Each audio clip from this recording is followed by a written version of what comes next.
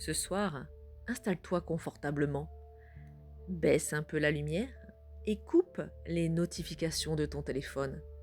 Enfin, si tu oses. Parce que l'histoire de ce dimanche commence justement par un appel qui n'aurait jamais dû exister. L'histoire que tu vas entendre est inspirée de témoignages réels, de gens qui ont reçu des appels impossibles à expliquer, des numéros qui n'apparaissent dans aucun répertoire et des voix qu'aucun opérateur ne revendique. On est un dimanche soir d'hiver, vers 23h30. Je suis seule chez moi, dans mon petit appartement, au 4e étage. Une de ces nuits où tout est silencieux, même la rue. J'ai mis mon téléphone en mode silencieux, écran vers le bas, sur la table de chevet. Je m'endors en faisant défiler les réseaux comme d'habitude. Tu connais, tu te dis, je regarde juste 2 vidéos. Et 1 heure plus tard, tu es encore là. Finalement, je finis par poser le téléphone et fermer les yeux. Au milieu de la nuit, je me réveille d'un coup. Pas de bruit, pas de cauchemar. Juste cette impression très nette qu'on m'observe. Tu vois ce sentiment? Comme si la pièce n'était plus vraiment vide. Je tends la main vers mon téléphone pour vérifier l'heure. Quand l'écran s'allume, je vois immédiatement quelque chose qui cloche. Sur l'icône d'appel manqué, il y a un appel à 2h17 du matin. Le numéro s'affiche comme ceci: 0000000. Aucun nom, aucun indicatif, juste une suite de zéros. Sur le moment, je me dis que c'est un bug, un spam, un robot, peu importe. Je repose le téléphone, je me tourne de l'autre côté, j'essaie de me rendormir. Quelques minutes plus tard, mon oreiller vibre légèrement. Je sursaute. Mon téléphone est de nouveau en train de sonner. Cette fois, je le prends en main et je vois le même numéro s'afficher.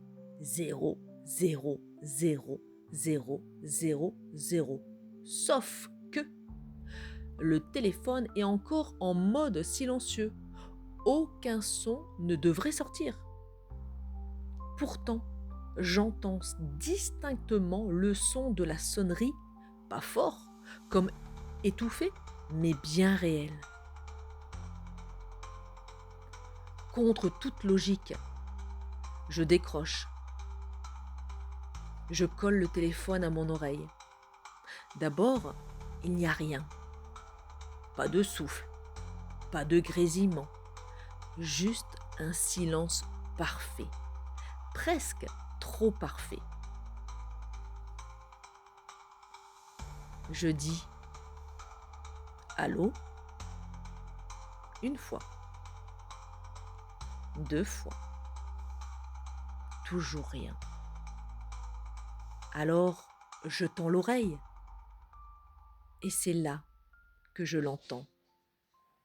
Une respiration lente, régulière, comme si quelqu'un était juste là, de l'autre côté, à quelques centimètres du micro. Je répète, allô? Qui est-ce? Et la respiration s'arrête net. Le silence redevient total. Mais je sens que la personne ou ce qu'il y a de l'autre côté est toujours là. Au bout de quelques secondes, une voix se met à parler. Une voix impossible à situer, ni vraiment masculine, ni vraiment féminine, comme si elle passait à travers un vieux poste radio. Elle parle dans une langue que je ne connais pas. Ce ne sont pas des mots que j'ai déjà entendus. Pourtant, ce n'est pas du simple bruit, c'est structuré avec un rythme, une intonation, comme si la personne récitait quelque chose, un texte, une phrase, encore et encore. Je regarde l'écran, l'appel dure, les secondes défilent, aucun nom, aucun pays, juste ces zéros. Je sens mon cœur accélérer. Je dis: «Je ne comprends pas. Qui êtes-vous?» Et la voix s'arrête. À ce moment précis, l'écran de mon téléphone devient noir, comme si il s'éteignait. Pourtant, la batterie était à 70%. La pièce est plongée dans le noir complet et l'appel est toujours là, à mon oreille. Puis, sans prévenir, la voix reprend. Mais cette voix, elle parle français, avec un léger accent difficile à identifier. Et elle dit exactement ceci: «Tu m'entends enfin?» Là, mon sang se glace, parce que personne n'est censé connaître mon numéro à part mes proches. Et surtout, je n'ai jamais vu ce numéro de ma vie. Dans un mélange de panique et de curiosité, je demande: «Comment vous avez eu mon numéro?» La voix ne répond pas à ma question. Elle prononce mon prénom, puis le nom de ma rue, puis le numéro exact de ma porte d'appartement. Là, je me redresse dans mon lit, je regarde autour de moi comme si j'allais découvrir quelqu'un dans la pièce. Mais il n'y a que l'ombre des meubles projetés sur les murs. Il existe de nombreux témoignages de personnes affirmant avoir reçu des appels impossibles à tracer, avec des numéros inexistants dans les bases de données des opérateurs, parfois liés à des lieux ou des informations personnelles qu'elles n'avaient jamais rendues publiques. La voix continue de plus en plus nette. Je t'appelle depuis un endroit où les numéros ne comptent plus. Tu m'as oublié, mais moi je t'ai retrouvé. À ce moment-là, quelque chose en moi hésite entre raccrocher et continuer à écouter. Mon doigt tremble au-dessus de l'écran noir. Je ne sais même pas si je peux encore mettre fin à l'appel. Puis, la voix dit une dernière phrase. La prochaine fois, ne laisse pas ton téléphone en silencieux et l'appel se coupe. L'écran se rallume normalement, comme si de rien n'était. Aucun appel en cours, aucune trace dans l'historique, comme si tout cela n'avait jamais existé. Le lendemain matin, je me convainc que ce n'était qu'un rêve, jusqu'à ce que je retrouve l'application enregistreur vocal de mon téléphone. Je n'utilise presque jamais. Et pourtant, il y a un nouveau fichier daté de 2h17. Le fichier dure 3 minutes et 12 secondes. Je mets mes écouteurs, j'appuie sur lecture.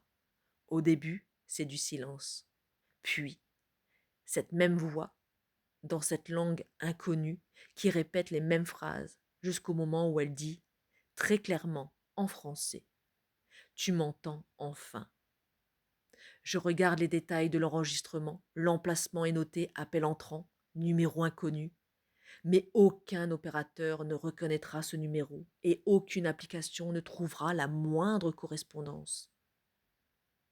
Alors dis-moi, est-ce que tu crois aux coïncidences numériques, aux bugs, aux erreurs de réseau, ou est-ce que tu penses que certains appels viennent d'un peu plus loin que nos antennes relais?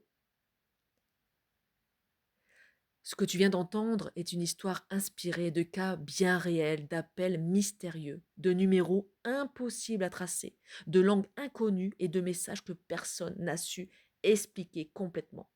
À toi de décider ce que tu veux croire.